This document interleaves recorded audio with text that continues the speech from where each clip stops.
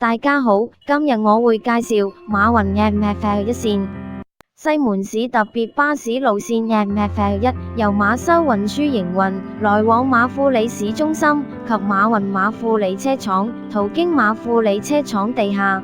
歷史：2023年6月17至18日，配合馬修運輸取得西門專營權1週年，於馬富里車廠舉行的巴士展覽 MFL 一線投入服務。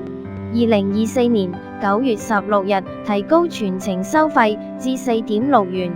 因當日不設服務，因此相關改動在下一次提供服務時才實施。收費：全程收費4.6元，服務時間及班次：2023年6月17至18日，由馬富里市中心開出9點45分至16點35分，由馬雲馬富里車廠開出10點30分至17點15分，班次30分鐘。以上為官方資料表列之班次，當日實際班次較為頻密。用車：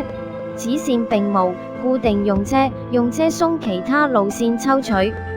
今次嘅介紹就到這裡，下次再見。